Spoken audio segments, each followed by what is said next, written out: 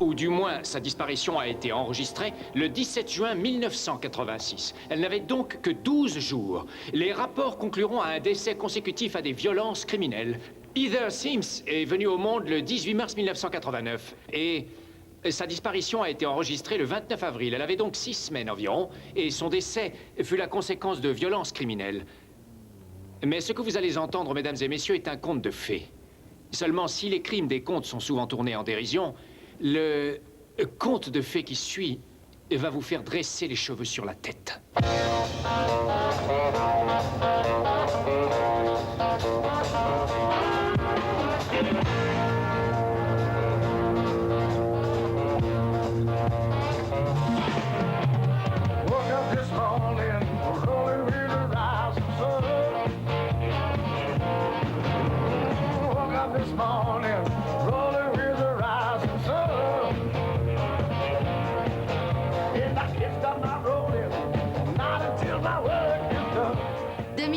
Habitants et bientôt un de plus.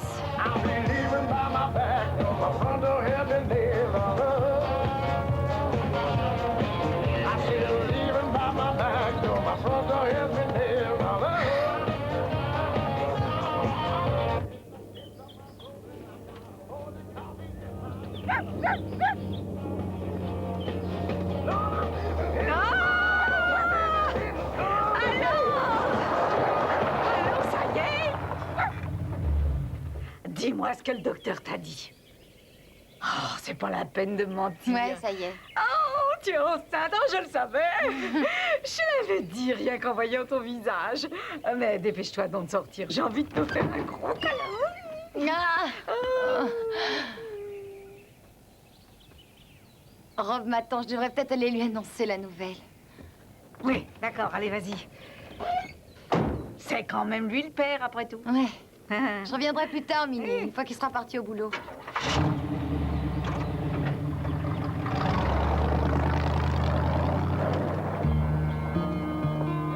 Alors, t'es contente toi aussi, hein?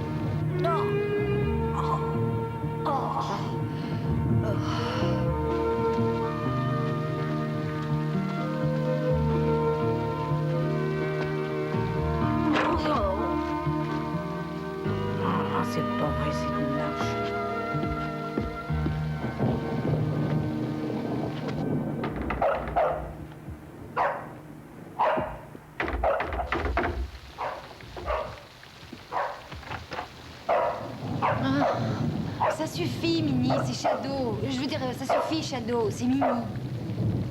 T'avais des nausées, toi, quand t'étais enceinte? Oh, je me souviens pas. Tiens, les petits gâteaux que tu voulais. Je croyais pas que j'aurais autant d'envie. C'est gentil à toi, tu me sauves la vie. Mais non, ce ne sont que des gâteaux, tu sais. Dis donc, je ne trouve pas qu'il soit très, très attentionné, ton mari. Plutôt que de rester là avec toi, il a préféré emmener Don ramasser ses traverses de chemin de fer pour son fameux mur de soutènement. Dis donc, j'ai l'impression que ça tombe dehors. Tu veux pas entrer? Allez, viens. T'es sûre? Allez, joue pas les idiots. C'est gentil.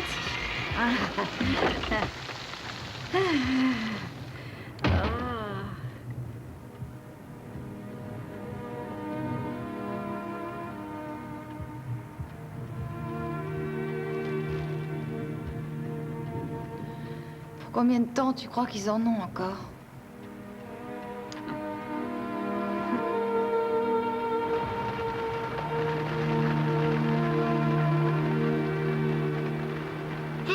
Dis-moi, tu crois que tu vas voir assez avec tout ça? Tu trouves qu'il y a des choses qui manquent? Oh non, non, pas du tout. Non, j'ai vraiment l'impression que tu as tout ce qu'il te faut.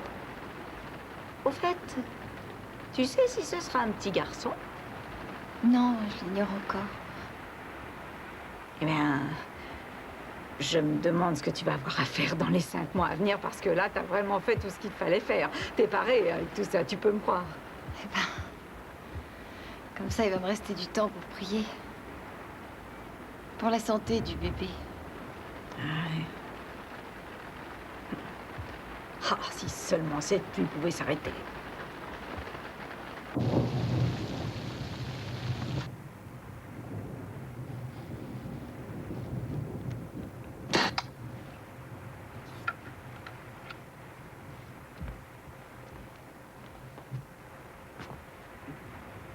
Merci. Tu viens pas te coucher? J'arrive. Tu m'as déjà dit ça il y a 1 heure. Faut que je finisse ça. Mais ce n'est qu'un plan pour le mur de soutènement. Ce n'est pas le mur.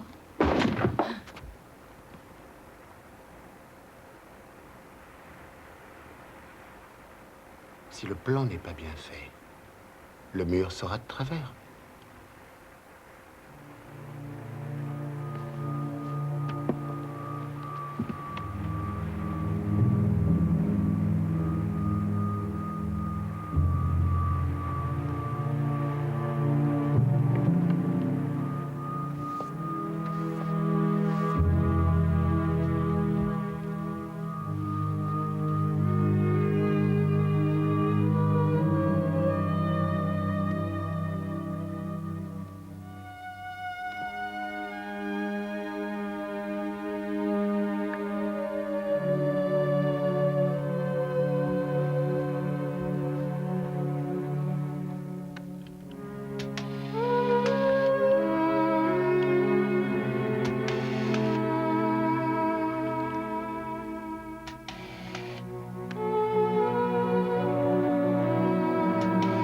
Continuez, c'est bien. Il arrive. Respirez. Poussez fort, Paula. Voilà. Faut pousser plus fort. Allez-y, poussez, Paula. Voilà, c'est bien. Ça y est, c'est fini. C'est une fille.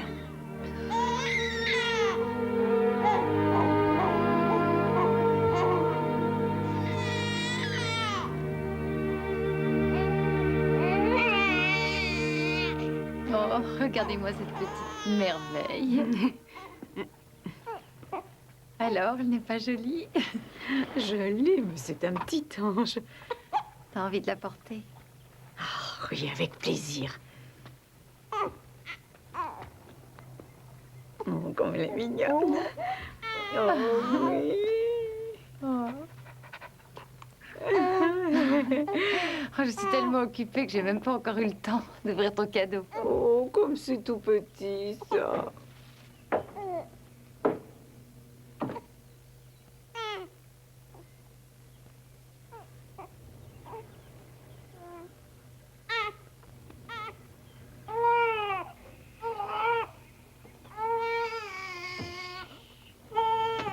Attends, je vais la reprendre.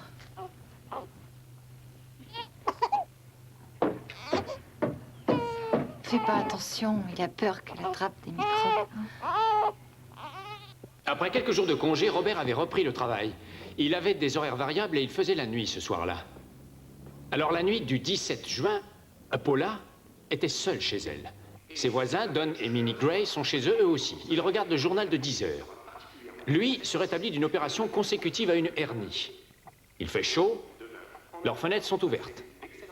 Oh, je suis vanné. Comment est-ce que tu te sens? Vanné.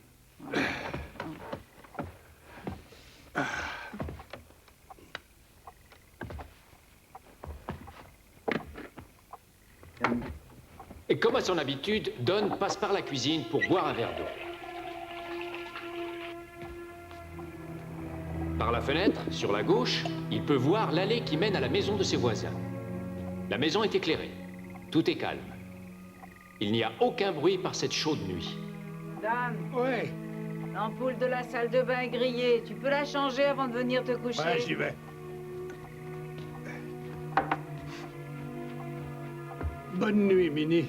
Bonne nuit.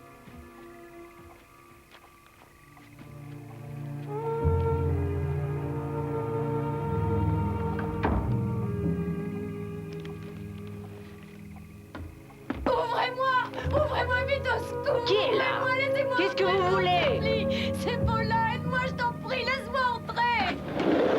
On vient de me voler mon bébé. On vient de me voler mon bébé. On vient de me voler mon bébé.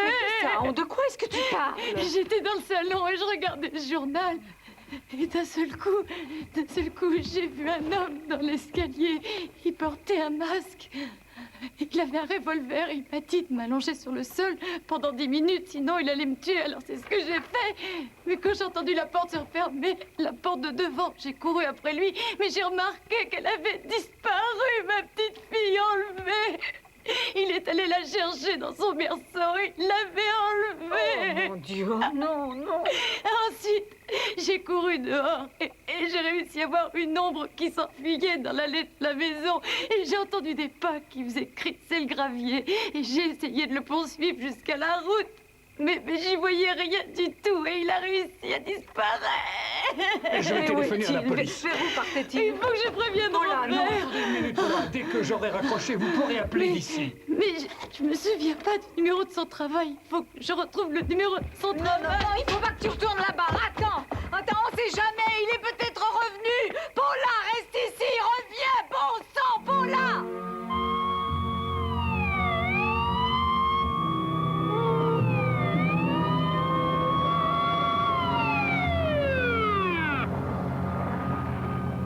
Bien, Doc. Je ne savais pas que tu habitais par ici. Salut, Franck. La famille Sins, tu les connais? Oh, ils sont gentils. Minnie les connaît bien. Elle est allée chez eux. Tu as vu quelque chose? Absolument rien. Et rien entendu? Rien que la nuit. Surprenant. Oui. Depuis 14 ans que je suis flic, j'ai vu des tas d'enlèvements, mais jamais d'enfants. Qui aurait pu faire ce genre de truc? Tu devrais aller enlever ton pyjama à rayures, Don. Sinon, les flics de l'État vont te prendre pour un évadé de prison. Il y a des flics d'État. Ça va ressembler à un zoo ici.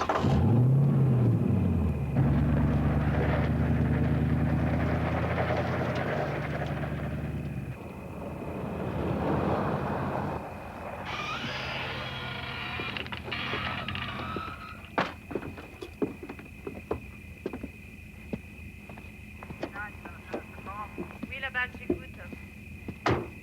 Oui, madame, j'essaie de vous passer le chef. Elle est juste là. Je lui ai demandé de rester dehors. Je voulais faire un dernier tour d'horizon à l'intérieur. Qu'est-ce que tu as trouvé? Une découpe dans la moustiquaire de la porte de devant, près de la poignée. Et un berceau vide. Et qu'est-ce qu'elle raconte, elle? On m'a volé mon bébé. Ah, oui. Mais vous devriez essayer. C'est pas très clair ce qu'elle dit.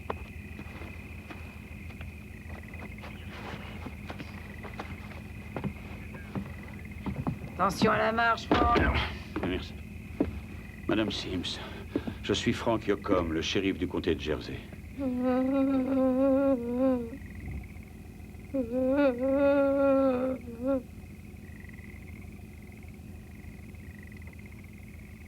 Minnie, vous ne voudriez pas aller faire un tour?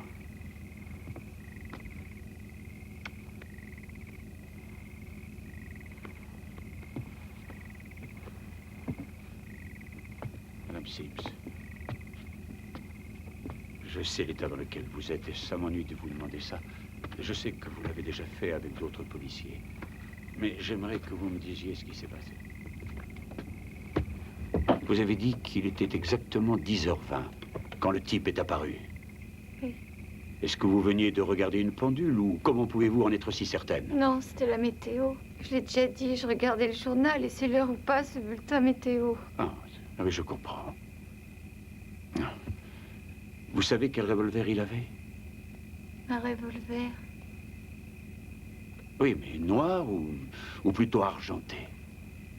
J'ai l'impression qu'il était noir. Enfin, Parlez-moi du gars. comment? Il était de quelle couleur, lui? Blanc. Je crois qu'il était blanc. Un homme blanc, revolver noir. Vous êtes sûr que c'était un revolver qu'il avait?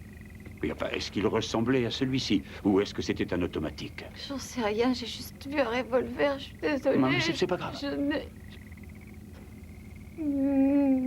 Mais c'est pas grave, madame, je vous dis, c'est très bien.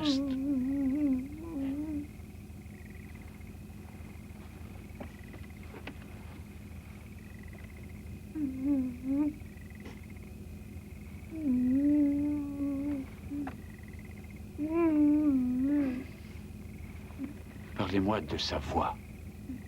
Vous croyez que vous pourriez l'identifier? Oh, vous savez, c'était une voix très ordinaire. Vous avez dit qu'il avait un passe-montagne. Est-ce qu'il portait aussi des gants?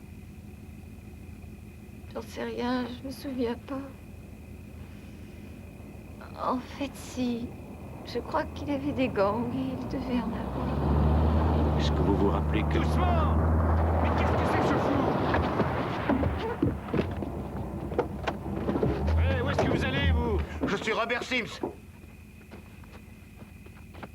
Je suis venu aussi vite que j'ai pu.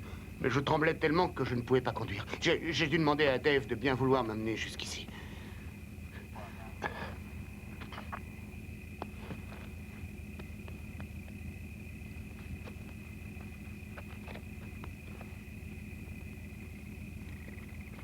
Vous voulez que je l'interroge? Non. Fais plutôt venir un chien. Appelle la DIC. Dis à Donovan que je veux la meilleure unité canine qu'il ait.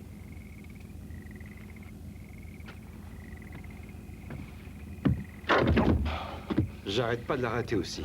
Faudrait la refaire, cette marche, ou prévenir. Je me demande si le type a failli tomber aussi. Il portait un masque et il courait avec la petite. Il était peut-être déjà venu ici.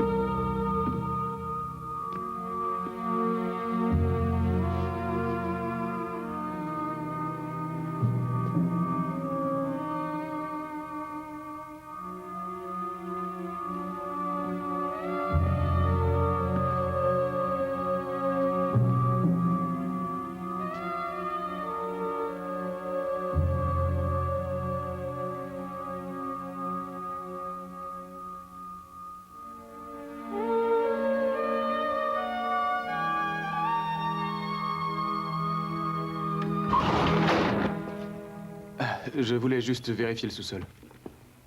Est-ce qu'on a touché à ce truc-là? Non, monsieur.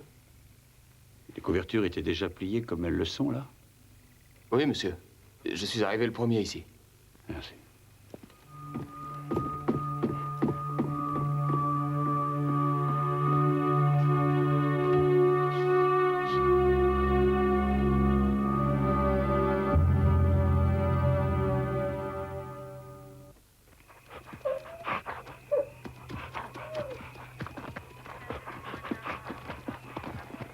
Vous avez appelé le FBI? Non, pas encore. Qu'est-ce que vous attendez? C'est pas encore de leur ressort. Vous avez établi des barrages? Il ne servirait pas à grand-chose. Il y a tellement de petites routes qui conduisent partout, sans compter l'autoroute, qui est à moins de 2 bornes d'ici. Il faut mettre des hommes sur chaque route. On peut pas arrêter toutes les voitures, voyez. Vous pourriez tout de même essayer, c'est trop vous demander? Et les hélicoptères? Vous avez des hélicoptères? Je peux vous dire que nous faisons tout ce qu'il faut, monsieur Sims. Et moi, je peux vous dire que je n'en ai pas l'impression.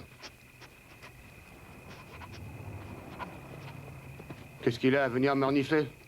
Il faut qu'il sente votre odeur, c'est sa façon de travailler. Ben, comme ça, il fera la différence entre vous et le ravisseur. Ouais. Le ravisseur, lui, il doit déjà être loin d'ici à l'heure qu'il est. Et c'est pour ça que vous n'avez pas fait établir de barrage. En tout cas, vous avez prévenu l'aéroport. Dites, pourquoi vous n'allez pas consoler votre femme? Elle a nettement plus besoin de vous que moi. Très bonne suggestion. Et c'est ce que je voudrais. Seulement, ils sont encore avec elle dans la maison à l'interroger. Je me demande pourquoi ils prennent autant de temps. Ils m'ont demandé d'attendre dehors. Enfin, qui je suis, moi? Qu'est-ce que je suis censé faire avec eux? Je ne sais pas, monsieur Sims. Pour l'instant, je n'ai aucune réponse à vous donner.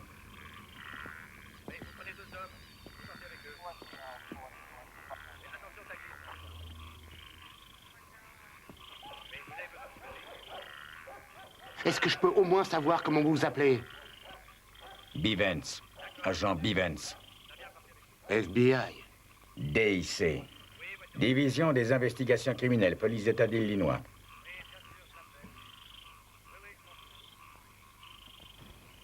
Est-ce que votre chien a aboyé quand le ravisseur est entré? Non. Quand vous l'avez poursuivi sur la route, vous avez entendu autre chose que ses pieds qui frappaient le gravier? Je ne sais pas, moi, un bruit de véhicule, par exemple. Non.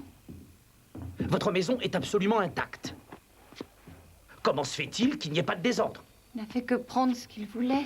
Madame Sims, nous cherchons un mobile, vous savez. Alors, est-ce que vous êtes sûr que ni vous ni Robert n'avez d'ennemis? Non, on n'en a pas que je sache, mais demandez-le lui. On va le faire, soyez-en certaine. Bon, est-ce que vous ou votre mari, vous avez consommé de la drogue? Mais ce n'est pas grave de nous l'avouer. Nous ne retiendrons rien contre vous. Oui, je sais. C'est vrai qu'on fume un joint une fois de temps en temps, mais rien d'autre. Oui, bon, ça ce n'est rien, ça, on s'en moque. On n'a jamais vu de mal à se C'est faire comme du bien. une petite récréation. Ben voilà. Ce qu'on aimerait savoir, c'est si vous revendez de la drogue. Enfin, je veux dire, même si ce n'est que de façon récréative, n'est-ce pas? Oh mon Dieu, non.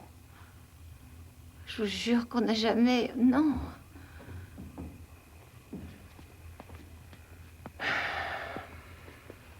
Vous avez déjà trompé votre mari? Ou est-ce que lui vous a déjà trompé? Je t'ai déjà dit d'arrêter de fumer. Non, je vois pas du tout, vous pourriez chercher. Je crois. Ce qu'il faudrait, ce serait trouver un indice, quelque chose. Vous voulez que je vous dise? À faire votre boulot. En tout cas, si vous pensez à quelque chose, Monsieur Sims? n'hésitez pas à nous le dire. Ouais, c'est ça. Robert Sims? Venez ici, je vous prie.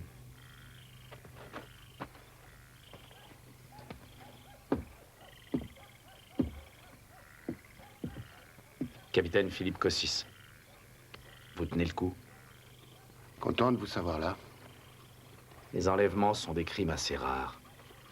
Bien moins fréquents que ne le croient les gens.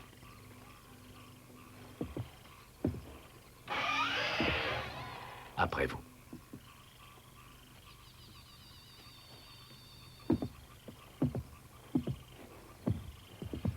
Vous avez dit que vous vous étiez relevé quand vous avez entendu le type sortir, c'est bien ça. Mais vous n'avez pas entendu la porte à son entrée. On est bien d'accord. On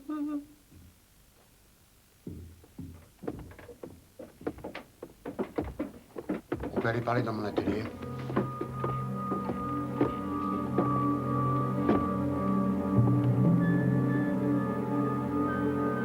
Oui, monsieur, on était aux Anges quand Lorelai est venue au monde. Nous avions attendu longtemps. Enfin, je veux dire, pour créer une famille. Mais une fois qu'on l'a eu décidé, elle est tombée enceinte tout de suite. Le premier mois où on a essayé. Comment allait votre fille quand elle est revenue de l'hôpital? C'est une enfant solide, elle n'avait pas de problème de santé. Non, elle n'avait rien du tout, ça allait très bien.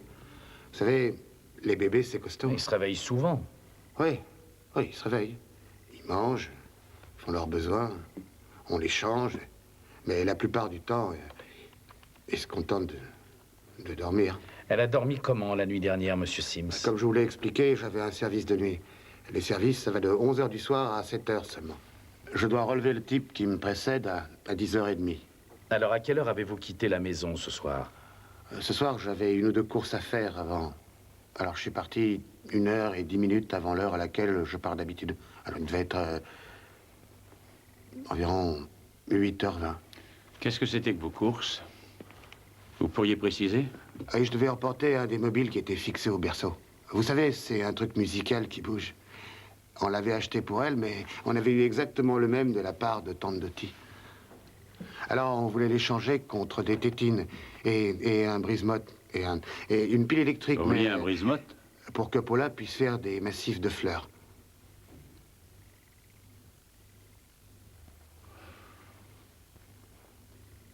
Ben, vous savez, c'est une de ces choses qu'on roule d'avant en arrière sur la terre et qui permet de briser les mottes. Non, je connais cet appareil. Oui, j'ai vécu dans une ferme. Ah, ben, si c'est le cas, vous savez qu'on en trouve chez Ventour. Sauf qu'ils sont en rupture de stock, ce qui fait que je suis allé chez Savmart.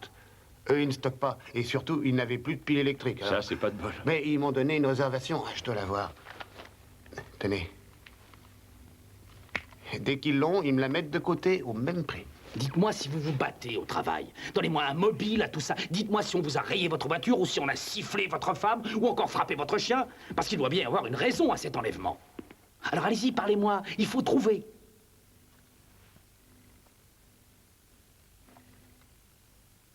Je vous ai parlé de l'infirmière? Non.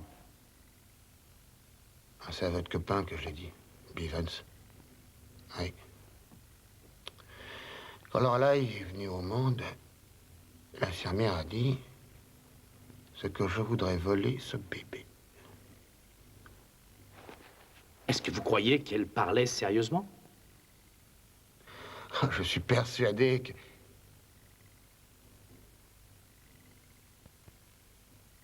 qu'elle plaisantait.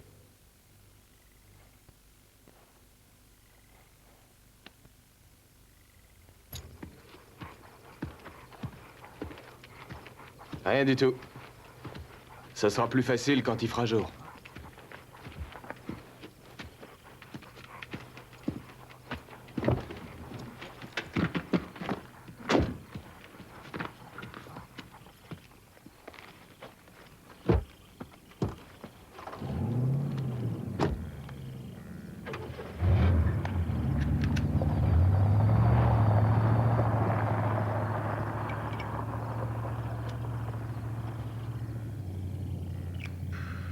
C'est si calme qu'on entendrait un criquet faire ses besoins.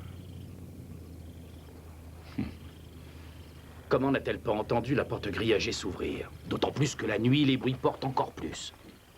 Ouais, et une mère avec un petit enfant. Ça entend des bruits qui parfois même n'existent pas.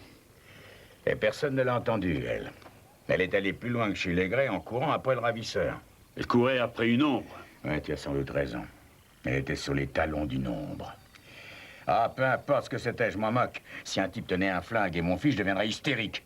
Mais plus qu'hystérique, enragé. Mais c'est ça qu'il faut combattre. Il faut arriver à combattre les éventuelles erreurs. Personnellement, ce que j'évite toujours de faire, c'est d'avoir une idée préconçue sur une affaire. Ce que je n'aime pas beaucoup, c'est me ridiculiser. Mais ce que je vais faire, là, c'est quand même prier pour qu'on retrouve cette petite fille en vie.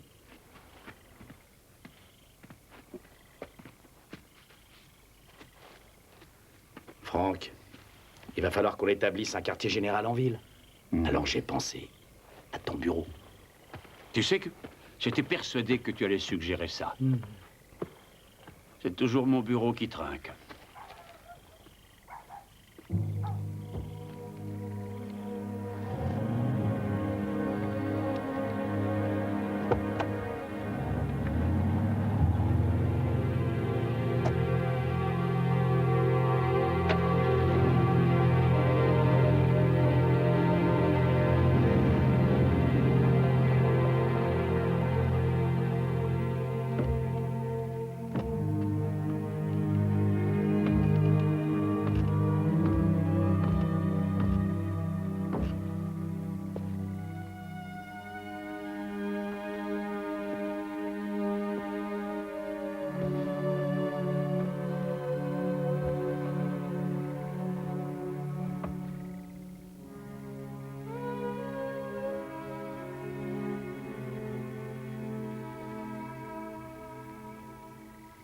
Je les ai autorisés à mettre notre ligne sur écoute.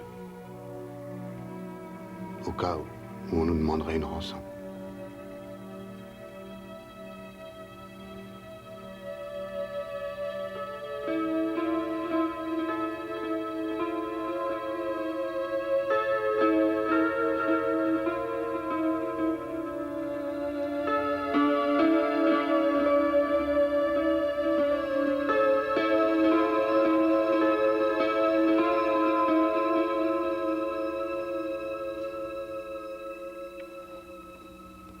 C'était l'homme invisible. On ne le voyait pas, on ne l'entendait pas, et les chiens policiers ne réussissaient pas à le flairer non plus. Et quand il lui arrivait d'agir quelque part, il ne laissait aucune trace.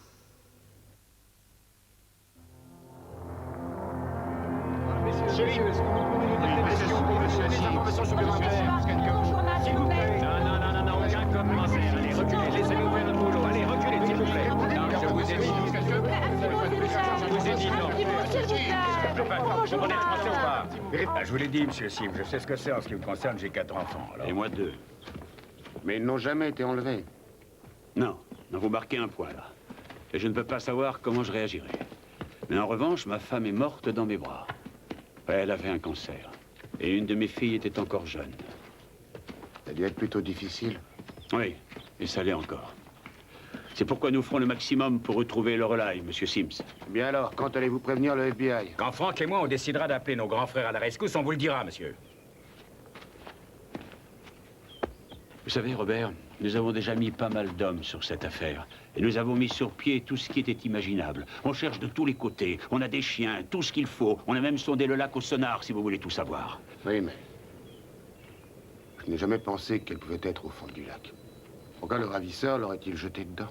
Oui, je sais, mais c'est justement là tout le problème. On ne sait pas du tout comment ce type pense. On ne sait pas ce qu'il avait dans la tête. Mais un fait est certain, il faut absolument arriver à coincer ce malade. Et je peux vous assurer qu'on va y arriver. Seulement sans aucun témoin, ni aucun début de piste. Et qui plus est, avec le fiasco des chiens, je crois que maintenant il faudrait essayer de mettre les choses à plat.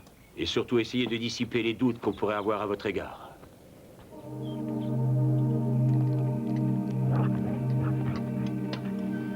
Détecteur de mensonges. Ah ouais.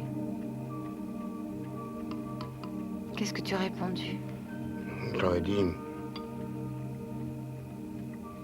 qu'on ferait tout ce qu'il fallait pour les aider à la retrouver.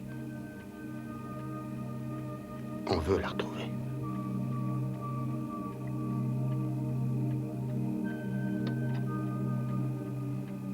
Allez, il faut manger si tu veux tenir. J'ai pas faim.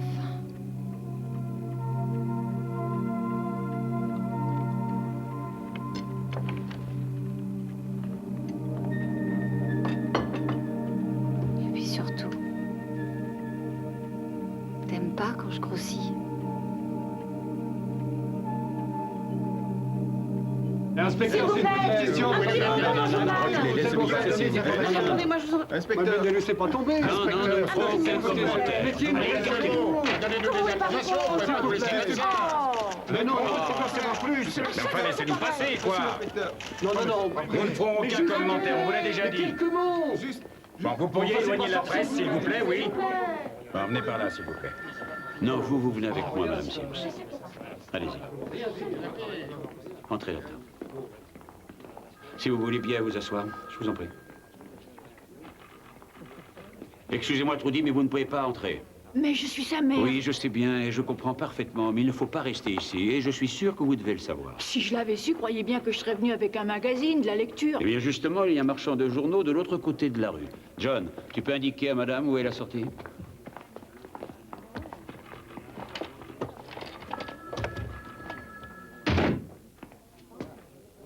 Je n'ai trouvé que du sans sucre, ça ira? Ça ira.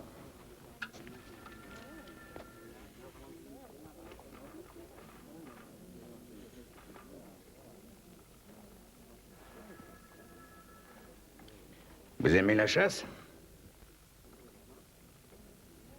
Non.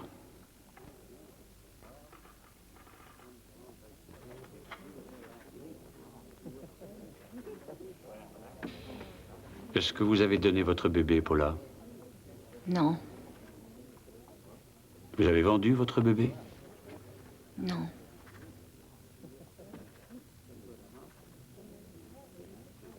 Vous vous êtes débarrassé de votre bébé? Non.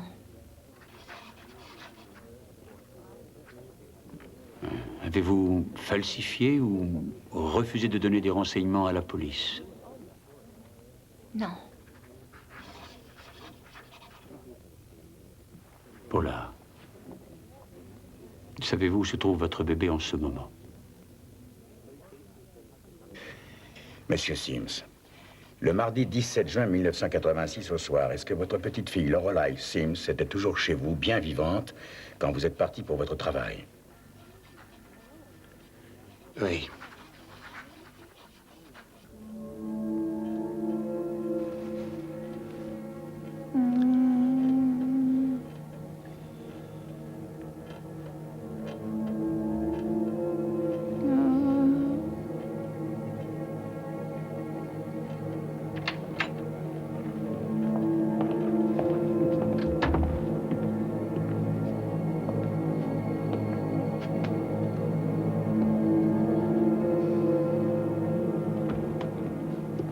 Nous avons de mauvaises nouvelles pour vous, Paula.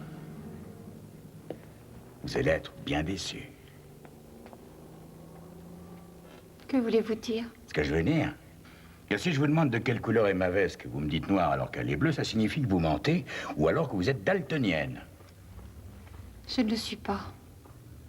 J'étais juste nerveuse, mais je vous ai dit la vérité, je vous Paula, jure.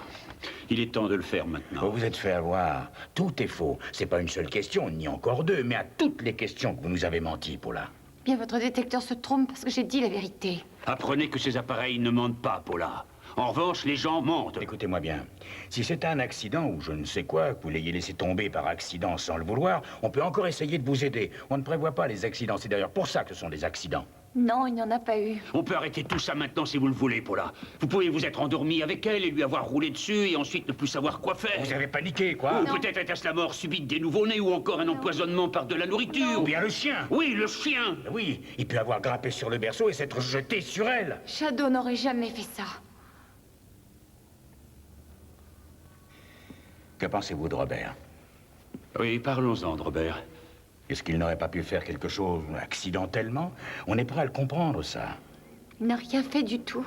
De toute façon, c'est soit vous, soit lui, ou même les deux ensemble, si ça se trouve. Mais il faut qu'on arrête quelqu'un, nous. Ça suffit. Alors il faut nous dire ce qui s'est passé, Paula. Nous dire toute la vérité. Je n'ai pas cessé de vous la dire, la vérité sans arrêt. Mais si vous croyez qu'au tribunal, vous allez réussir à faire croire aux gens qu'un bandit est venu justement chez vous, quand il aurait pu choisir n'importe quelle autre maison, il y a des milliards d'enfants de par le monde, mais c'est le vôtre qu'il aurait choisi, alors que vous n'êtes pas riche, que vous ne vendez pas de drogue. Si vous croyez ça, vous êtes dingue. Et vous n'arriverez pas à faire avaler ça à personne, même pas à votre clébard.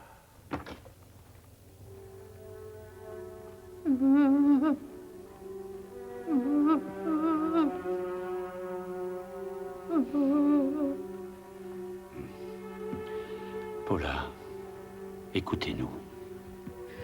Nous savons que Lorelai est morte. Et je suis sûr que vous le savez aussi. Elle doit être là, quelque part. Alors il faut nous aider à retrouver votre petite fille. Il faut que vous nous disiez où vous l'avez enterrée afin qu'on lui donne une sépulture chrétienne.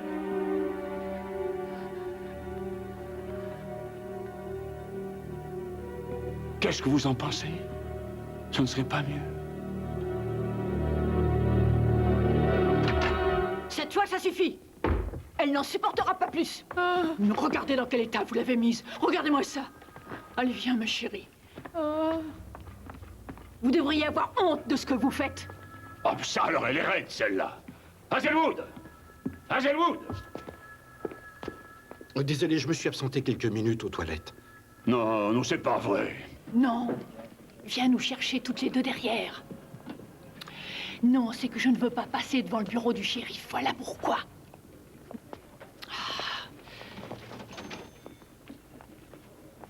Je n'en sais rien. Je dis je n'en sais rien. Bon, allez, tu te dépêches, d'accord?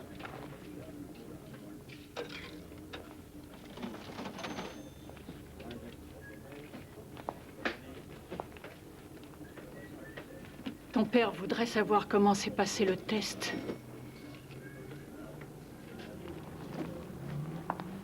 Pourquoi est-ce qu'ils font ça à ma petite fille?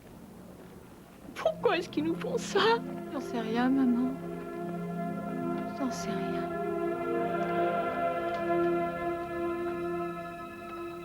Il aurait pu prendre tout ce qu'on avait. Il aurait pu mettre le feu à notre maison. Il aurait même pu, au pire, me couper un bras. Mais rien ne remplacera jamais notre bébé. Selon vous, Monsieur Sims, quel est selon vous le mobile? Croyez-vous qu'elle a été revendue au marché noir? Le bruit court que cet enlèvement pourrait être monté de toutes pièces. Qu'avez-vous à dire? Je n'arrive pas à croire que vous ayez pu inventer tous ces mensonges. Si vous cherchez du sensationnel, vous feriez mieux d'aller voir autre part. Parlez-nous des détecteurs de mensonges. Quels sont les résultats? Ils ont réussi les doigts dans le nez. Tu vas voir si t'as réussi les doigts dans le nez, espèce d'ordure. Tiens, voilà ce que je te fais. Tu t'es foutu de nous et tu continues. Espèce de sale menteur. Non, ça va pas. Ce type m'énerve. Tu vas pas aller parler à la presse? Non, je vais d'abord aller le voir lui. Ensuite, j'irai parler à la presse. Le règlement nous interdit de commenter les tests du détecteur de mensonges et tout ça très bien. Je suis d'accord, mais quel règlement m'empêche d'aller parler avec un tueur d'enfants, hein? La ville est remplie de mères qui sont inquiètes et qui croient qu'à tout instant, un malade risque de se pointer pour leur enlever leur pauvre gamin. Tu n'as pas le droit d'expliquer comment se sont passés les tests. On ne doit pas connaître les résultats. Oui, mais seulement, nous, les shérifs, on n'a pas tous ces règlements.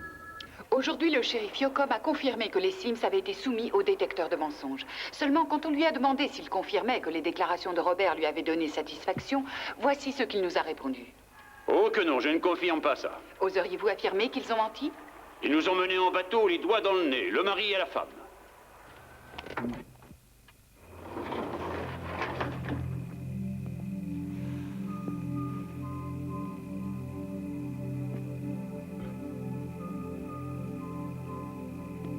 Arrêtez de vous faire de la publicité. Retrouvez seulement ma Lorelai. Qu'est-ce que tu fais ici? Je réfléchis.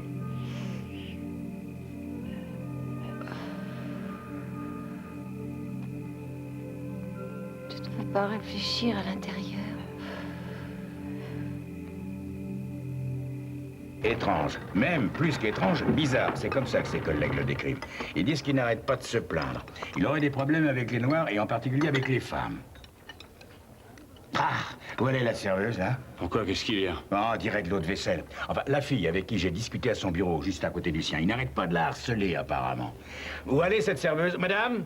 Madame? Voilà, Elle s'appelle j'arrive. Hilary. Oui, un jour, elle a quitté son bureau 1 minute pour se repoudrer le nez, ou je sais quoi. Il a fouillé dans le sac où elle avait son déjeuner. En revenant, elle mord dans son sandwich. Elle sent un truc en caoutchouc à l'intérieur. Elle regarde, et dedans, il y avait un préservatif usagé. Oh, bah, je suis désolé, je vais le dire au chef. Ben, qu'est-ce qu'il y a de drôle? Non, et quand elle a mangé son sandwich le lendemain, ça croque. C'était quoi? Un cafard. Oh mince. C'est le genre de type qu'il vaut mieux éviter. Bon, et alors, les fédéraux, ils ont quoi sur elle? Elle avait un frère qu'elle idolâtrait. Ils étaient adolescents. Un soir, il conduisait une voiture. Elle était à côté de lui. Ils sont rentrés dans une autre voiture et ils ont ricoché dans un arbre. Elle s'en est tirée avec quelques égratignures. Et lui est mort des suites d'une fracture du crâne. À les croire, ça l'aurait beaucoup affecté. Oui, c'est ça, on leur en parlera. Mais ils croient pouvoir les faire craquer. Quoi qu'on n'est pas des abrutis, nous, on peut très bien la résoudre, cette affaire, on n'a pas besoin d'eux. Elle s'est déjà arrangée pour demain. Ah. Ben, t'auras juste qu'à les amener ici. Ça te permettra de refaire le tour du propriétaire, mais là, je parle d'une vraie fouille minutieuse. Et comme ça, t'auras plus le beau Robert suspendu à tes basques.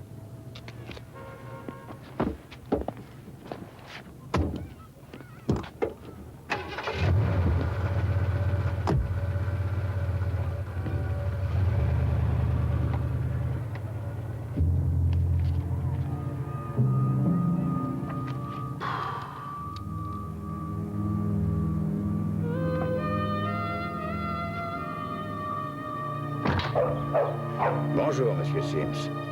Vous vouliez voir le FBI? Eh bien, vous allez le voir.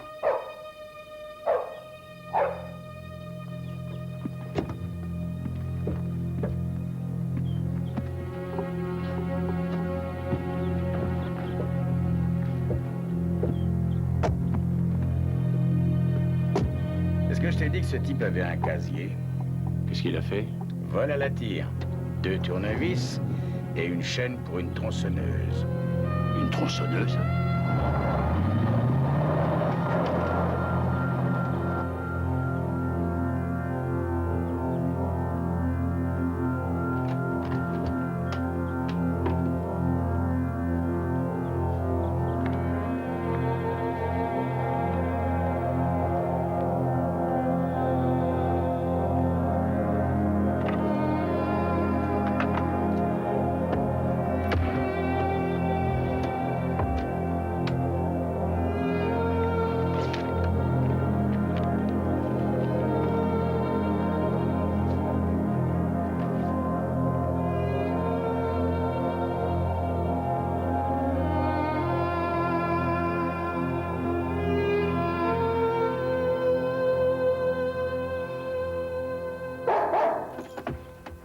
Ce sont pas des restes humains. Qu'est-ce que tu en sais? Parce que si c'était le cas, il grimperait plus lentement. Rien. Il a horreur de se trouver près de la mort. Ça lui semble dangereux, enfin, il aime pas ça. Mais là, il jappait d'impatience. Des joints. Non, il n'y a que des restes. Comment? Hein?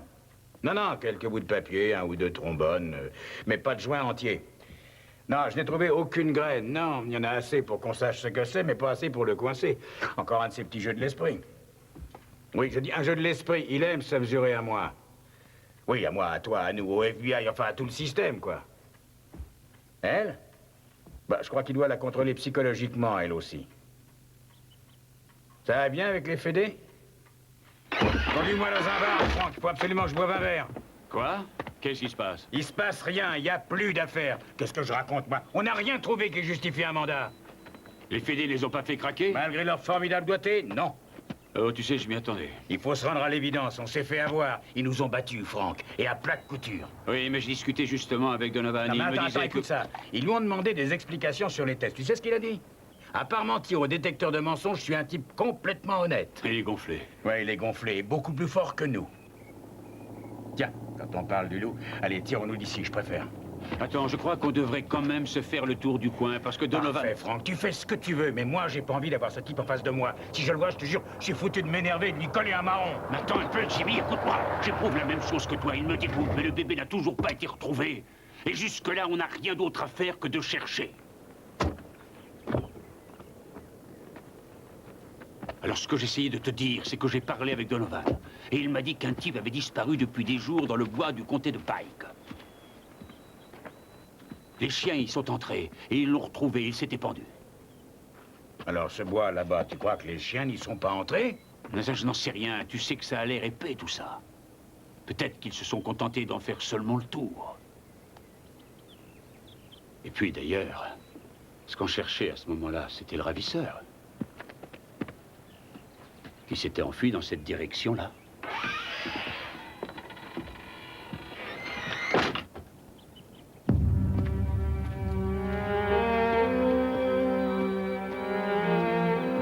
À votre place, moi, je n'irais pas par là. Ces bois sont pleins de baies vénéneuses. Ça m'étonnerait que le chien mange des baies vénéneuses, Robert. Ce bon vieux Judd connaît son boulot.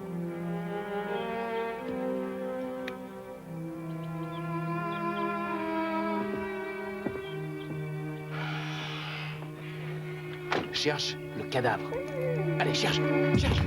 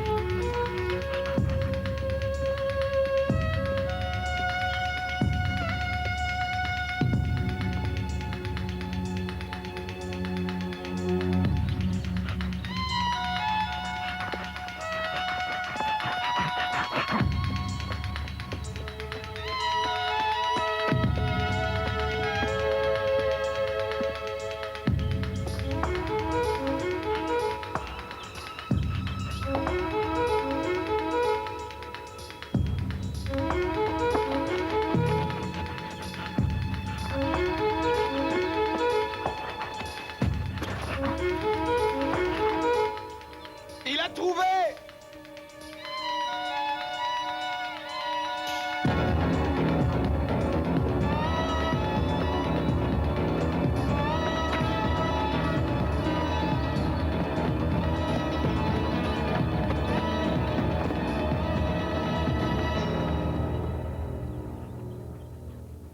Et en ce mardi 24 juin, on retrouva la petite Lorelai Mary Sims.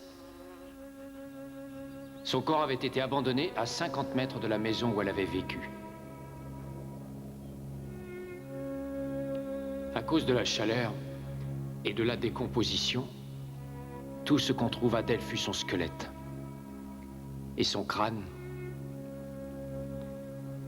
avec une mèche de cheveux roux. Meurtre. C'est le mobile qui expliquerait apparemment l'enlèvement. Ce qui signifie que le ravisseur aurait pris le bébé, couru vers l'arrière de la maison, tué le bébé en chemin, abandonné le corps et serait revenu ensuite sur le devant de la maison pour devenir une ombre disparaissant tout au bout de l'allée. Mais les fantômes sont insaisissables et les Sims se sont accrochés à leur histoire.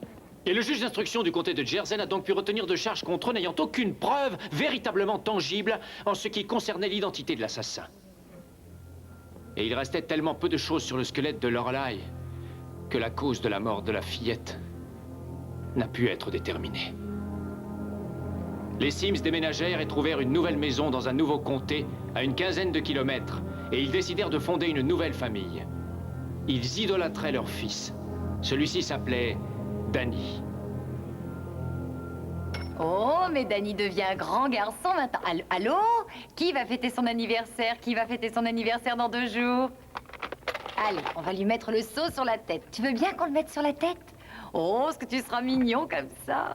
Oh. Non, ne lui fais pas ça, Paula. Boum! Boum! Tu sais faire ça, mon grand? Boum! Boum! Attention, Danny, maman va t'attraper. C'est l'anniversaire de Danny, c'est l'anniversaire de Danny. Ah non, c'est l'âge de Danny. Non, c'est fini, voilà, c'est fini. C'est fini, Danny.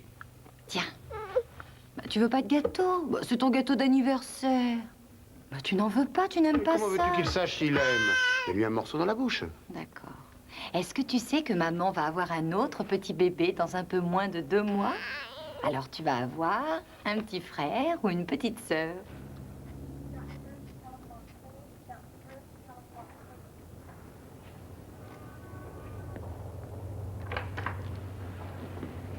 Ça y est, je ne vous avais pas oublié, Paula. Oh, comme elle est mignonne. Je peux la voir? Comment vous sentez-vous? Je viens vous voir dans une petite demi-heure. Alors, Jacob, ça va? Dis bonjour, Heather. Et Heather, Jacob te dit bonjour. Peut-être qu'un jour, ils se rencontreront et plus tard, ils deviendront peut-être copains. Même anniversaire, même hôpital. Ils découvriront qu'ils étaient dans la même chambre aussi. Ça rapproche, j'en suis sûre. Je crois que c'est ce qu'on appelle le destin. Ça se peut, oui. Mais j'en doute.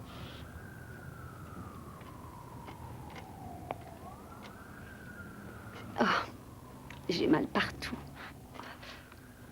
Ouais, c'est toujours comme ça quand on accouche.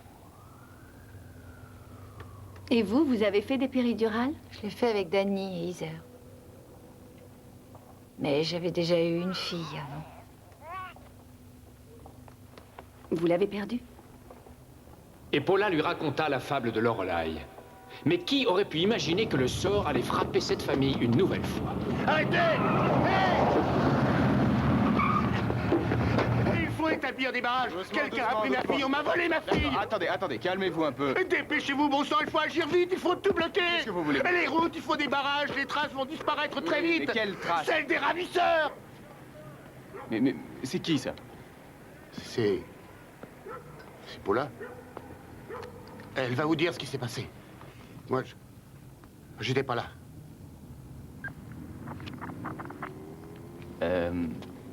Et comment on franchit ce grillage? Par là. Et aussi surprenant que cela puisse paraître, la seconde histoire fut identique à la première. Mais elle prit une tournure différente, parce qu'à présent, on avait affaire à un tueur averti. Vous avez vu une voiture? Non. Personne n'avait vu de voiture. Vous avez entendu une voiture? Non. On n'avait rien entendu. Vous avez vu le ravisseur? Et personne n'avait vu qui que ce soit. Et elle ne pouvait pas en faire une description parce que... Ses vêtements étaient tout noirs. Et il avait une cagoule et un revolver. Et qu'est-ce qu'il a fait avec ce revolver? Il l'a pointé sur moi et il m'a dit d'aller vers l'arrière de la maison. Vous êtes venu par ici? Oui, et c'est là que je me suis tournée pour me diriger vers la cuisine. Aussitôt, le pseudo-ravisseur l'attrape et sans qu'elle s'y attende, il la frappe. Sur l'arrière de la tête, là, sur la nuque. Avec le revolver?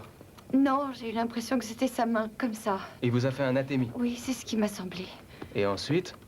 Ça m'a mise KO et je suis restée inconsciente jusqu'à... Et voilà, c'est très pratique. Elle est restée inconsciente jusqu'à... Ce que moi, j'arrive. Et que je la trouve allongée, le visage tourné vers le sol. Elle avait les yeux fermés et j'ai cru qu'elle était morte. Mais j'ai très vite vu que sa couleur de peau était normale. Et quand je lui ai touché la main, sa main n'était pas froide. Alors, je l'ai secouée. Et je lui ai dit, Paula, Paula, qu'est-ce qui s'est passé? Mais je n'ai pas réussi à la réveiller. Ensuite, j'ai vu que la porte était ouverte. Paula était par terre, les 2 enfants seuls dans la maison. Je me suis donc rué par là. pour voir Heather, m'assurer qu'elle allait bien. Je n'avais pas vu qu'elle n'était plus là, mais... Et vous devinez? Heather a disparu. Et voyant cela, est-ce que vous n'avez pas cherché votre fils?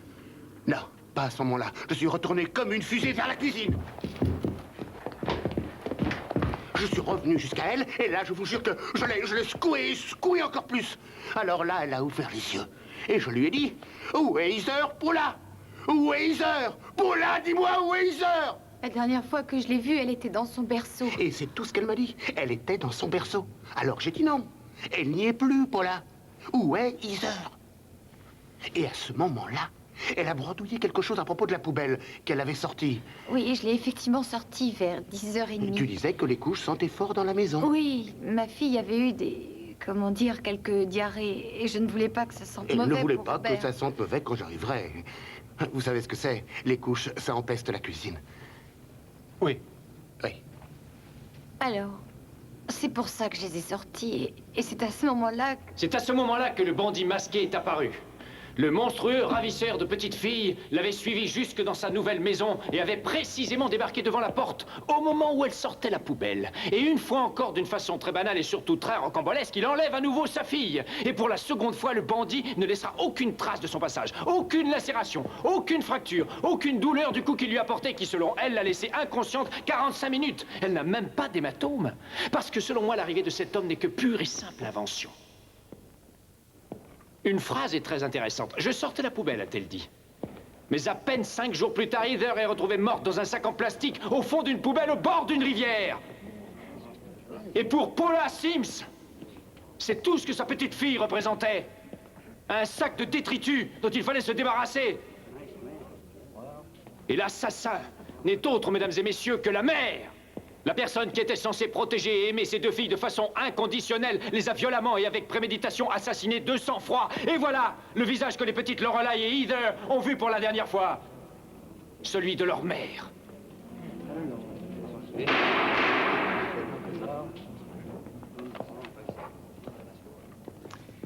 Mesdames et messieurs, allons directement au fait des choses. Paula n'a pas assassiné ses enfants, elle est innocente. Et c'est elle, la victime. Il n'y a absolument aucune preuve pour qu'elle ait tué qui que ce soit, aucune. Il n'y en a jamais eu. La partie civile a démontré qu'il n'y en avait pas non plus en faveur de l'enlèvement, mais posez-vous une simple question. Quelle preuve pourrait laisser un ravisseur? Il arrive, attrape la fillette et il s'en va.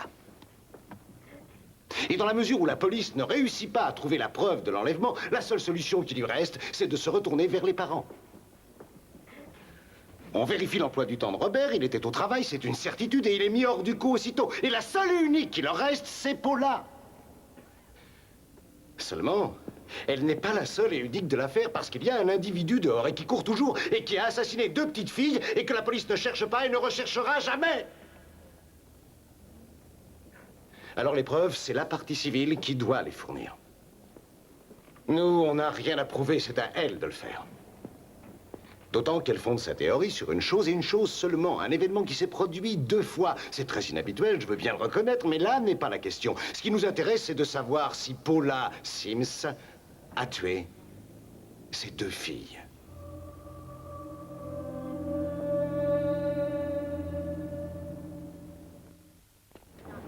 Maître Weber, pour la partie civile, le premier témoin est à vous. Monsieur, veuillez vous reporter à l'hiver 1983. Où étiez-vous employé? Dans un supermarché de Godfrey, dans l'Illinois. Et au cours de cette période de supermarché, avez-vous eu l'occasion d'entrer en contact avec Paula Sims? Oui, elle travaillait comme caissière. Hé, Stone! Attends-moi. Mes félicitations. Pourquoi? Tu vas te passer la corde au cou, non? Comment tu l'as appris? C'est mon petit doigt qui m'a parlé à la caisse. Tu croyais que c'était facile de garder un secret ici? Ben, ça va. Tu vas nous faire la totale, avoir des enfants. Oui, c'est vrai que j'aimerais bien. Mais et toi avec Robert, vous... Oh, que non, j'ai horreur des enfants. Oh, mais arrête, t'aimerais pas avoir une fille, c'est gentil. Non, une fille. surtout pas une fille, c'est encore plus de problèmes. Mes félicitations en tout cas. Allez, à demain. Merci, au revoir.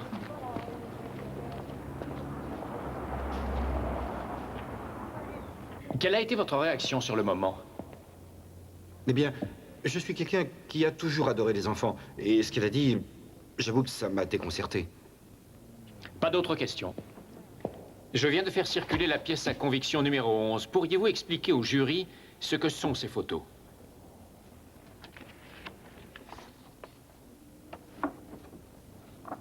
Ce sont des photos de la colline qui montrent le squelette de la fillette. On y voit la colonne vertébrale et le crâne de Lorelai. Est-ce que vous avez pu observer ces photos au mois de juin 1986? Oui, oui, je les avais vues. Qu'est-ce que vous avez observé? Bien, on peut remarquer que la plupart des os ont été retrouvés au sommet de la colline. Mais au fur et à mesure qu'on descendait, on en trouvait d'autres de loin en loin. Et la seule conclusion que j'en ai tirée, c'est qu'il Objection, Monsieur le Président, le témoin n'est pas qualifié pour tirer des conclusions sur les restes qui ont été trouvés. Objection rejetée. Le témoin peut témoigner de ce qu'il a observé. Je me suis dit, en voyant ça, que des animaux avaient dû ronger les restes de la fillette accrochés au squelette, entraînant les os en bas de la colline. Il y en avait partout. Rien que des petits os. Je n'oublierai jamais. Ça ne peut pas s'oublier. Pas d'autres questions?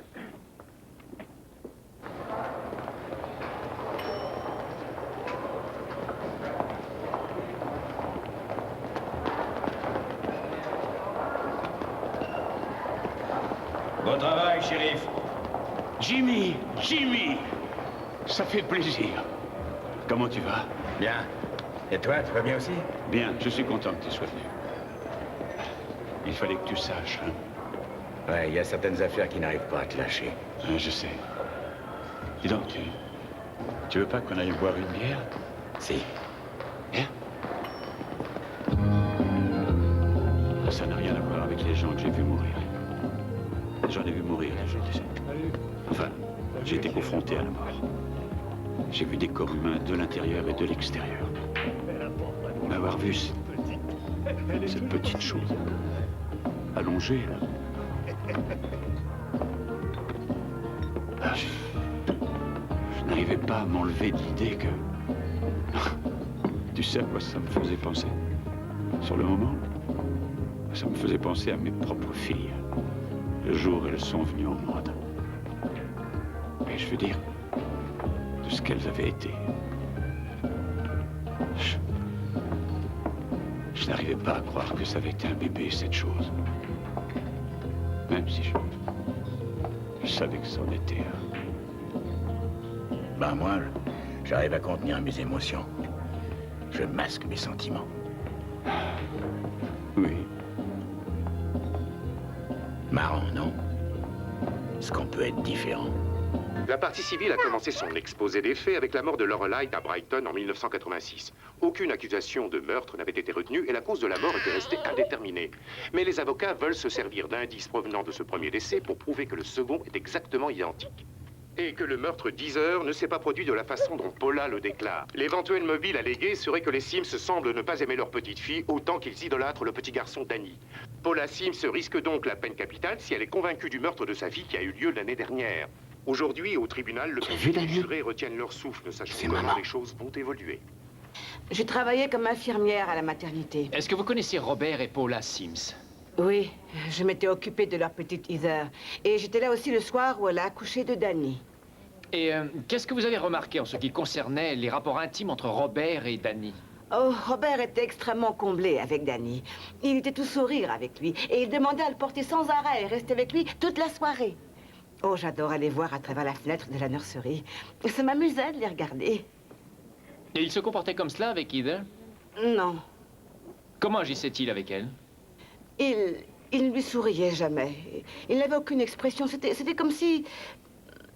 Oh, je crois d'ailleurs que je l'ai jamais vu regarder la petite fille. Madame, forte de votre expérience en service de maternité, est-ce qu'il est plutôt inhabituel pour un père de bondir de joie à l'idée d'avoir un fils et même de s'en montrer particulièrement comblé? Oh non. Non. Non. En fait, c'est assez normal, c'est cela. Vous avez raison, monsieur. Est-ce que souvent les pères ne disent pas qu'ils ont envie d'avoir un fils et même qu'ils préfèrent avoir un garçon? Si. Si. Pas d'autres questions? Maître Weber? Pas d'autres questions.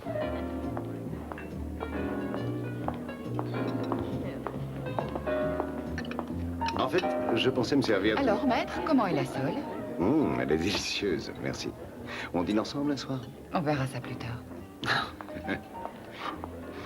Vous n'avez vraiment aucune conscience. Non, c'est vrai que parfois je suis un peu direct. Ouais. Alors, vous parliez d'utiliser... Oui, la cassette vidéo. Celle de l'anniversaire de Daniel. Ça n'est pas très efficace. Je ne suis pas d'accord, les jurés adorent ce genre de truc. D'autant qu'on y voit Paula dans le rôle de la mère joyeuse et aimante. Oui, c'est vrai. Et j'avoue que j'ai beaucoup aimé le « maman va t'attraper ». Et le moment où Danny perd son jouet et qu'il la regarde, il semble vraiment inquiet. Ouais, c'est bon. Ouais. En fait, j'y pense. Vous faites erreur avec votre histoire de fantôme. Comment ça, je faisais erreur? Oui, vous vous trompez. Bah, ne me dites pas ça, j'ai joué un peu le même rôle au lycée. Ah oui, et vous vous en souvenez? Et si je m'en souviens, mais bien sûr.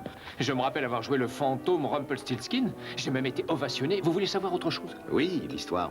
Qu'est-ce qui vous arrivait dans l'histoire? Parce que vous croyez que je ne m'en souviens pas? Non. Très bien, je vais vous la raconter. Il donne à une jeune mariée le pouvoir de transformer la paille en or. Là, voilà l'histoire. Et en échange, elle lui donne son premier-né. Si j'étais vous, mon cher maître, je relirais ce conte de fées. Pourquoi?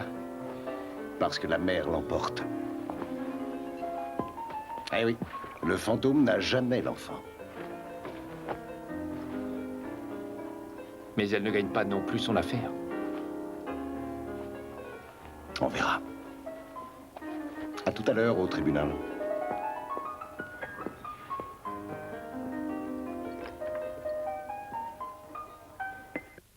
Veuillez vous lever. Mesdames et messieurs, la 3e cour de justice de l'État de l'Illinois va maintenant siéger. Elle est présidée par monsieur le juge Andreas Matosian. Veuillez vous asseoir. Bonjour, mesdames et messieurs. Votre témoin suivant, maître Weber. Wendy McBride. Donc, vous étiez à l'hôpital, vous aviez eu un petit garçon et Paula venait d'avoir Heather et toutes les deux, vous discutiez à bâton rompu, c'est ça? C'est bien ça. Est-ce que c'est au cours de cette conversation que Paula vous a parlé de la fille qu'elle avait déjà eue auparavant? Oui. C'est là qu'elle m'a parlé de Lorelai. Et que vous a-t-elle raconté à propos de Lorelai? Elle m'a dit que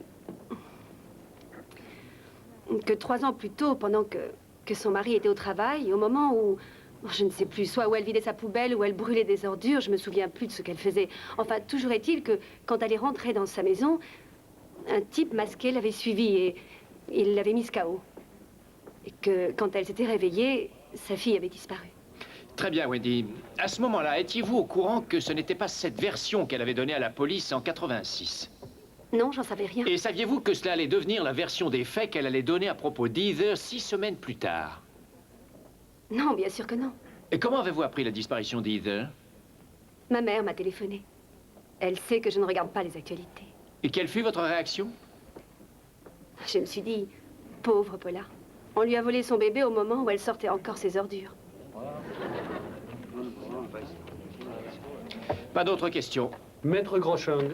Oui, voyons, Madame McBride. Cette conversation que vous avez eue avec Paula, enfin la conversation que vous dites avoir eue, c'était bien le 18, mais vers 3 heures de l'après-midi, vous confirmez? Si mes souvenirs sont exacts, oui. Oui, mais le matin du 18, justement, n'auriez-vous pas eu un petit problème à l'hôpital? Est-ce que vous n'auriez pas eu des vertiges ou vous seriez tombé? Si, en effet. Vous vous êtes cogné? Ma tête a frappé le sol. Et ça vous a fait mal? Il m'est arrivé de me faire plus mal, mais c'est vrai que je suis tombée en plein sur le visage. Et c'est bien ce qui s'est passé. C'est effectivement ce qui s'est passé. Vous vous êtes évanoui. Je me suis réveillée sur le sol. Est-ce que vous avez perdu connaissance, oui ou non? Je l'ignore. Vous l'ignorez. Très bien. Combien de temps après cette chute avez-vous fait des radios? Juste après, si mes souvenirs sont toujours exacts. Et après votre chute, avez-vous souffert de maux de tête? Ben, ça fait des années que j'ai des maux de tête. Oui, mais la question est, après votre chute, avez-vous ressenti des maux de tête? Oui, je suis sûre que je devais en avoir parce que j'avais une belle bosse sur le crâne. Alors, Ne serait-il pas possible que ce soit vous, Wendy, qui ayez pu faire erreur et qu'en réalité ce soit vous qui ayez pu mélanger les détails de l'enlèvement de la petite Lorelai avec les papiers que les journaux avaient écrits sur celui d'10 heures? Je ne lis jamais les journaux. Depuis combien de temps connaissez-vous Paula, Madame Potter? Eh bien, Paula et moi, nous sommes amis depuis l'époque du collège. Je la connaissais bien avant Robert. Êtes-vous allé la voir chez elle après qu'elle ait été mariée? Pas quand ils étaient à Brighton, mais quand ils sont arrivés à Alton, oui, j'y suis allée. Y êtes-vous allé quand Robert était là? Non. Et pourquoi? Eh bien, il me mettait très mal à l'aise, je dois dire. Il avait ses principes. Ses principes? Dites-moi, Madame Potter, est-il arrivé à Paula de vous parler de ses principes et surtout de vous dire ce qu'elle ressentait à leur égard? Oui. À ma dernière visite chez elle, elle s'est confiée. C'était environ 2 semaines avant l'accident d'10 heures. Et quand vous êtes arrivé ce jour-là, qu'était-elle en train de faire? Elle attendait mon arrivée, je pense. Oui, je vois. Mais est-ce qu'elle mangeait ou est-ce qu'elle buvait quelque chose? Non, j'avoue que je ne me souviens plus. Expliquez-nous ce qu'elle faisait. Elle ne faisait rien. Elle ne faisait rien du tout jusqu'à ce que j'arrive. Oh, je vous en prie, objection. Ces questions n'ont aucun rapport avec l'affaire. Retenu. Mais qu'est-ce que Paula vous a dit de ses principes? Mon oncle et ma tante avaient décidé de venir du Missouri pour venir voir Heather. Et moi, je l'avais justement au téléphone. Et Robert me dit... Enfin, elle téléphonait de loin, tu sais, du Missouri, tu vois. Est-ce que je te l'ai déjà dit? Quoi? Non. Non, rien. Bon, alors, Robert était là, tout à côté de moi. Je sens sa respiration dans mon dos et il fait... Principes, Paula, les principes. Pense surtout à leur parler de nos principes. J'allais le faire parce que s'il voulait voir Heather, pour lui apporter des cadeaux, il fallait qu'il se déchausse avant d'entrer. Qu'il se lave les mains s'il voulait entrer dans sa chambre. Qu'ils ne touchent pas le bébé s'ils avaient le rhume et par-dessus tout, quoi qu'il arrive, qu'ils évitent de tousser ou de bâiller ou de renifler. On ne touche pas le bébé. Personne ne peut toucher le bébé. Et alors, ils sont venus? Évidemment qu'ils sont venus. Chez ma mère. Et c'est chez elle qu'ils ont laissé les cadeaux. Tu dors en bas, ici aussi?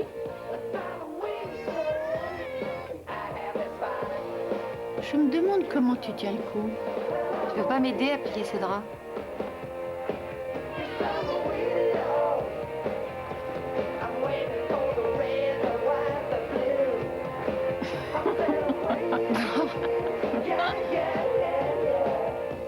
Parfois, j'ai l'impression de m'accrocher à quelque chose qui n'existe plus.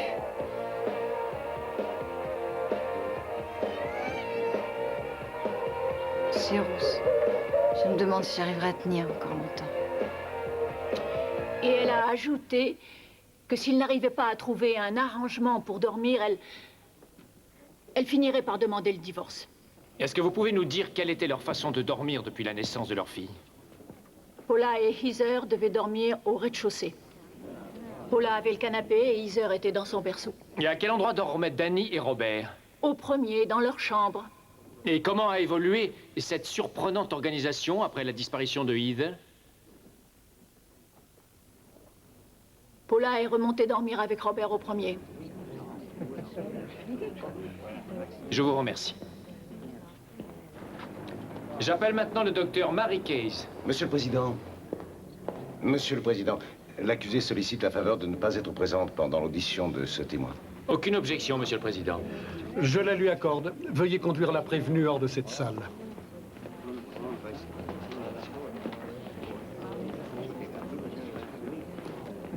Très bien joué. Son visage de glace durant cette audition aurait fait mauvais effet sur les jurés. Vous pratiquez donc des autopsies, docteur. Et en quel autre domaine de la pathologie vous êtes-vous aussi spécialisé? Je suis diplômée universitaire dans 3 autres secteurs. L'anatomie, la recherche médico-légale, et aussi et surtout en neuropathologie. Et qu'est-ce que la neuropathologie? C'est l'étude du système nerveux, en particulier la moelle épinière, les muscles et le cerveau. Et est-ce que ça vous apporte des renseignements précieux de savoir qu'une personne a été frappée sur la tête? Oui, tout à fait. Monsieur le Président, est-ce que je peux avoir un entretien avec vous? Approchez. Écoutez, je m'oppose formellement à tout témoignage du docteur Case en matière de neuropathologie. La partie civile ne nous a pas informé qu'elle allait produire en ce sens. Elle n'a pas le droit de nous asséner ça. Regardez, Monsieur le Président, il est bien noté neuropathologie ici avec le docteur Case. La défense en a pris connaissance il y a des mois. Maître Don Grandchamp a discuté avec le docteur Case. Ils ont échangé des courriers. Il a même pris sa déposition. Nous sommes arrivés à aucun accord. Suggéré les questions à poser au cours de cette déposition. L'objection est rejetée. Je demande une suspension de séance. Refusée. Veuillez poursuivre. Un dossier Vous pourrez le faire après le témoignage. Veuillez poursuivre. Espèce d'ordure, vous auriez dû me prévenir. Docteur Case, comment était le corps de Heather quand on vous l'a amené pour l'autopsie? Quand j'ai eu le bébé, il avait précédemment été retiré d'un sac poubelle. Il m'a été présenté totalement nu et enveloppé dans un drap. Et peut-on savoir ce que l'examen externe a révélé? Que Heather devait être un enfant bien nourri, d'environ 6 à 8 semaines et pesant un petit peu plus de 5 kilos. Sur la face interne de la lèvre supérieure, j'ai découvert 3 petites lacérations. Le corps était parfaitement bien conservé. Et extérieurement, il ne présentait aucune marque de décomposition ni d'altération. Et qu'est-ce que vous a révélé l'autopsie? Les altérations internes ne correspondaient pas à l'aspect extérieur. Les organes se sont révélés fortement nécrosés, ce qui signifie qu'ils avaient commencé à se décomposer. Et qu'est-ce que cela signifiait pour vous? De toute évidence, le corps avait été congelé pour être préservé. Et qu'est-ce qui, selon vous, aurait provoqué la mort de Heather Sims? L'asphyxie. Et pour plus de précision, une asphyxie provoquée par étouffement. Je pense qu'on a dû placer quelque chose sur le nez et la bouche, ce qui a causé les lacérations sur les lèvres. Docteur, veuillez avoir l'obligeance de dire aux jurés comment se déroule une asphyxie.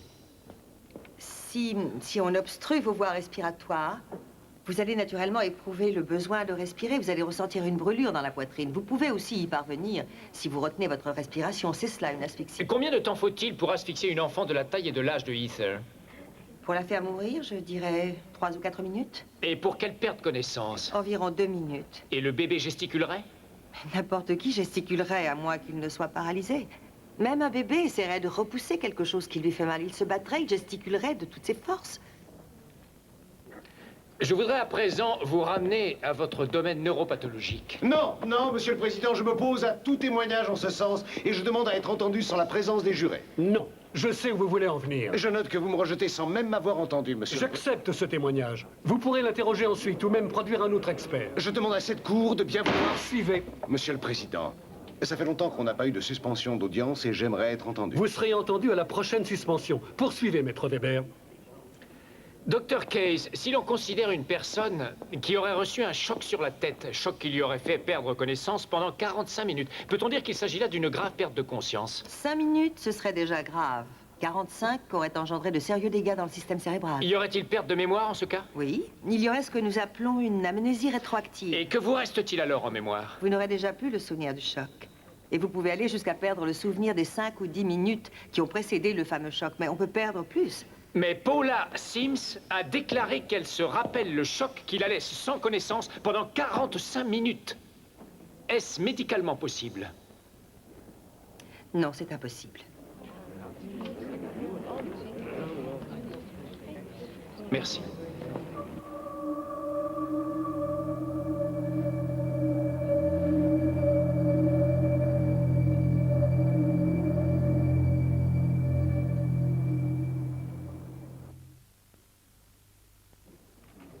Robert, y a-t-il selon vous une raison pour qu'au premier abord vous ayez des difficultés à vous souvenir des dates d'anniversaire de Lorelai et Heather et aucune pour vous rappeler celle de Danny? Danny, je sais que c'est le premier jour du mois. C'est plus facile à se rappeler, enfin pour moi. Vous avez déclaré que quand Paula vous a téléphoné de l'hôpital après la naissance de Lorelai, elle vous a dit être désolée d'avoir une fille. Non. Elle a dit en fait qu'elle était affectée et qu'elle aurait préféré avoir un garçon pour moi. Est-ce qu'elle pleurait ou sanglotait au téléphone? Non. Je pense que c'était une façon de s'excuser. Parce qu'elle savait que j'aurais préféré avoir un garçon, bien sûr. Un garçon qui porterait le nom de Sims. Nous savons qu'après la disparition de Heather, ou du moins à partir du jour où on l'a retrouvée, vous avez été brisé, c'est bien ça? Je suis brisé depuis déjà 4 ans. Aucune énergie, dépressif, aucune envie de faire quoi que ce soit, pas envie de vous lever le matin, vous étiez accablé, j'ai l'impression. Oui. Je suis très fatigué. Ouais. Et Paula devait sûrement être dans le même état que vous, non? Je sais pas. C'est-à-dire? Elle n'était pas en grande forme. Alors pourquoi avoir déclaré au FBI que le soir qui a précédé la découverte du corps de Heather dans une poubelle, vous aviez eu la plus fantastique relation sexuelle avec votre femme de votre vie?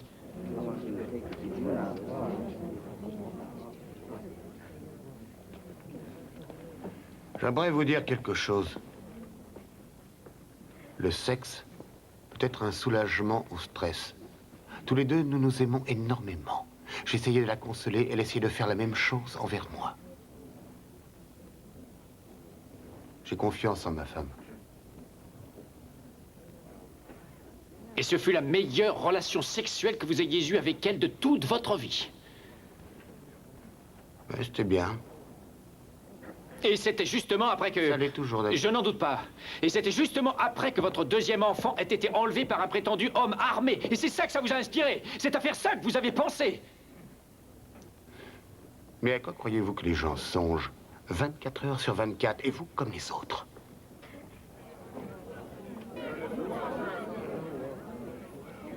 Je n'ai pas d'autres questions. Maître Grosjean, vous faites un contre-interrogatoire? Non, merci, Monsieur le Président.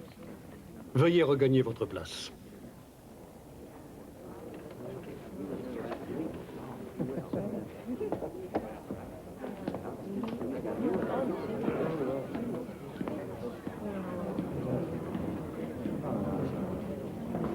Je me fiche complètement de savoir qui est le meurtrier, mais cette espèce d'ordure mériterait d'être enfermée. L'audience est suspendue pour le déjeuner.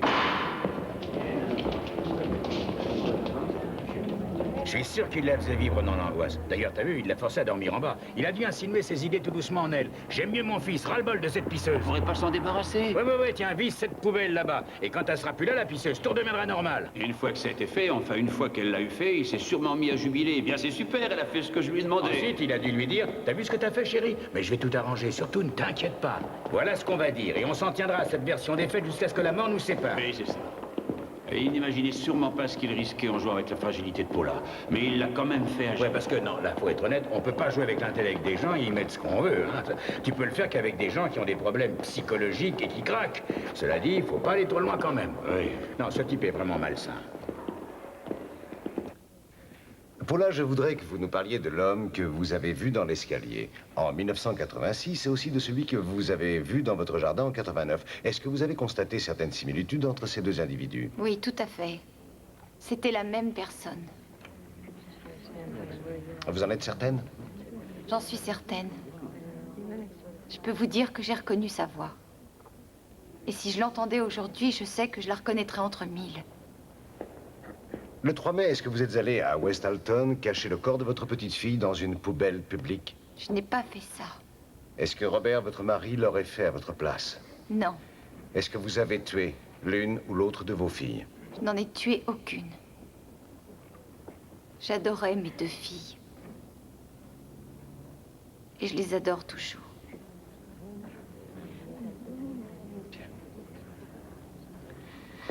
Bien, j'aimerais que vous regardiez les choses qu'il y a dans cette boîte et que vous en parliez quelque peu aux membres du jury, s'il vous plaît.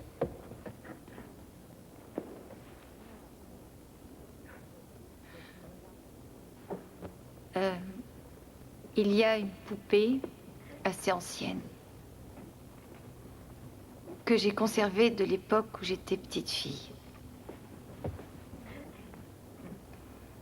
Ensuite, il y a ces robes que ma mère avait faites pour que je l'habille. Ça, c'est un petit oreiller pour qu'elle dorme. Et ça, c'est une robe que j'ai portée quand j'avais à peine 15 mois. C'est vieux. Et pourquoi avez-vous gardé ces choses? Je les ai conservées pour le cas où j'aurais une petite fille. J'ai ici un document qui est répertorié comme pièce à conviction numéro 119. Dites-nous ce que c'est. C'est moi, quand j'étais encore bébé, avec cette robe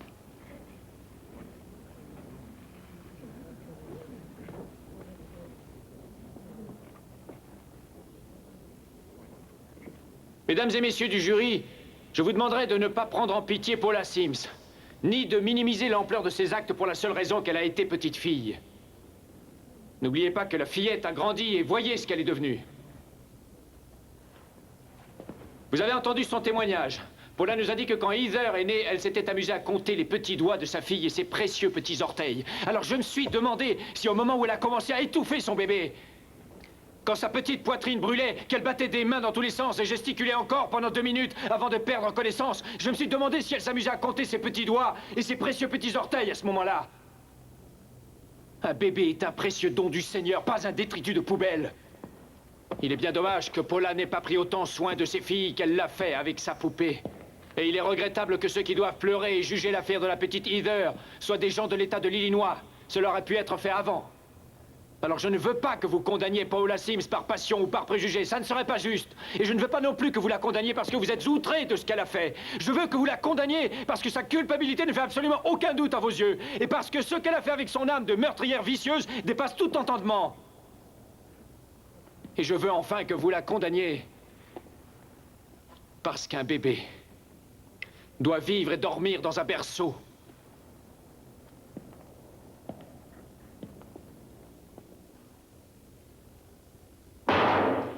Et ne pas finir dans une poubelle. Alors vous devez la condamner. Il est de votre devoir devant les hommes de la condamner. Parce qu'en ce qui la concerne, elle ne fait pas la différence.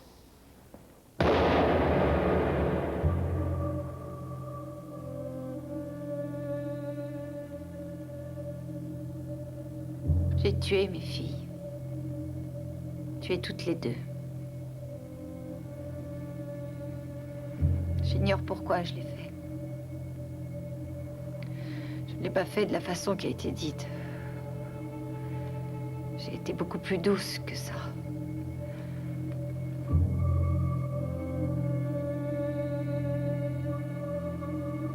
Je crois que j'ai souffert des pressions et des principes.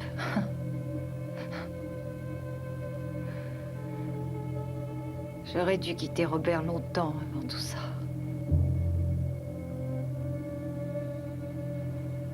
Mais je suis restée.